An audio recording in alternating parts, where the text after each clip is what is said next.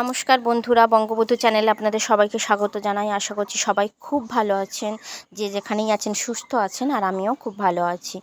আর যারা যারা ভিডিওতে আমার সাবস্ক্রাইব করেছেন তাদেরকে আমি অনেক ধন্যবাদ জানাচ্ছি। যে সমস্ত বন্ধুরা আমার চ্যানেলে নতুন, আমার চ্যানেলটাকে এখনও সাবস্ক্রাইব করোনি, তাদেরকে আমি একটাই অনুরোধ করব যে ভিডিওটাতে সাবস্ক্রাইব করে আমার পাশে থাকার জন্য। আজকে রবিবার, সেই জন্য একটু ঘুম থেকে দেরি করে উঠেছি। আজকে এখন বাজে 7:30, আর আমি ব্লগটা এখান থেকেই শুরু করছি। ঘুম থেকে দেরি করে উঠেছি, তাই কাজেরও তাড়া আছে, আর রবিবারে একটু কাজের চাপও থাকে, কারণ অন্যদিন সৈকতের স্কুল পড়া থাকে বলে যে সমস্ত কাজগুলো এড়িয়ে রেখে দিই সেগুলো রবিবারেই করিনি, যেমন ঝাড়পোঁছ, কাচাকুচি, এই সমস্ত। নদীর একটু মাছ নিয়েছি, মাছওয়ালা এসেছিলো, তার কাছ থেকে। পুকুরের মাছ একঘেয়েমি খেয়ে খেয়ে নিজের যেন আর মুখে ভালো লাগে না, সেই জন্য একটু নদীর মাছ নিয়েছি। শীতকালটাতে তো নদীর মাছটা খেতে আমাদের তো বেশ ভালোই লাগে, সেই জন্য একটু নদীর মাছ নিয়েছি। আর ভালো করে ধুয়ে নিয়ে তারপর আবার অন্য কাজ আছে, কাচাকুচি আছে। স্নানের আগে এই মাছ ধোয়া, কাচাকুচি এইসব হয়ে গেলে বেশ ভালো লাগে, স্নানের পর নিজেকে বেশ ফ্রেশ লাগে, সেই জন্যে সমস্ত কাজ সেরে নিচ্ছি। আর যেটা আমি টাইটেলে দিয়েছি যে আমার খুশিটা কীভাবে খুঁজে নিই, এই যেমন ধরুন ছোটোখাটো একটু রান্না করলাম, সৈকতের বাবাই বলুন, সৈকত বলুন, কিংবা আমার শ্বশুর শাশুড়ি খেয়ে যখন বলে, বাহ রান্নাটা তো খুব ভালো হয়েছে বৌমা, হ্যাঁ, তখন খুব ভালো লাগে। কী যে ভালো লাগে কি বলবো, তখন যেন মনে হয় রান্নাটা করাই আমার সার্থক হলো। দেখুন, আমরা গৃহবধূরা তো এখন কাজের চাপ, ব্যস্ততা, ছেলে মেয়েদের পড়াশোনা, এখন পড়াশোনার পাশাপাশি কত কিছু রয়েছে, সেই সবের জন্য নিজেরা আর বাইরে বেরোতে পারি কোথায়, সেটা নিমিত্ত মাত্র, ঠিক আছে।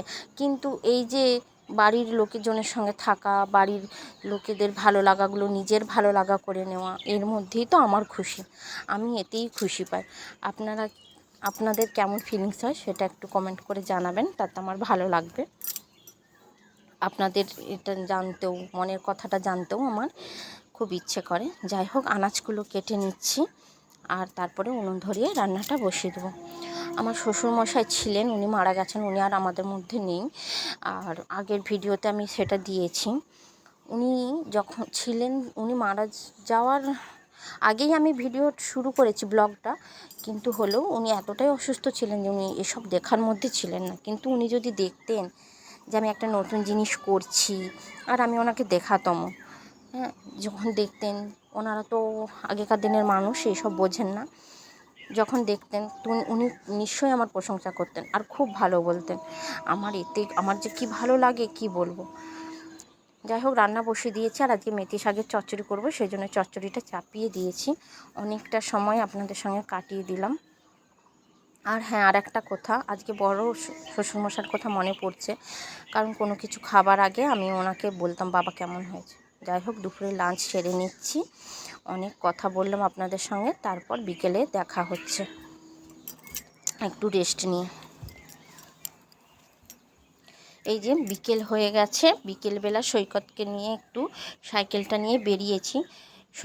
সৈকতকে একটু সাইকেল চড়িয়ে ঘুরিয়েও আনবো, তারপর সৈকতের ব্যালেন্স চাকাগুলো একটু লুজ হয়ে গেছে, সেই জন্য একটু সাইকেল দোকানে দাঁড়াবো।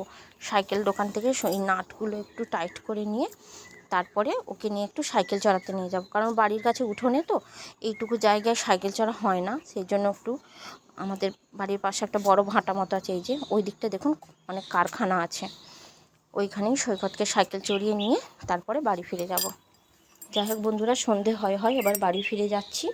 এই যে, আর আমাদের আরেকটা জায়গায় কয়েকটা পেঁপে গাছ লাগানো ছিল, সেখানে হনুমানে না পেঁপে গাছের ডালগুলো ভেঙে দিয়েছে। রাস্তার ধারে তো কেউ পেঁপেটা নিয়ে যাবে, তাই আমিই আগে নিয়ে চলে গেলাম। আর ভিডিওটা ভালো লাগলে অবশ্যই আমাকে সাবস্ক্রাইব করে দেবেন, লাইক করবেন, এবং ভালো লাগলে একটা কমেন্ট করে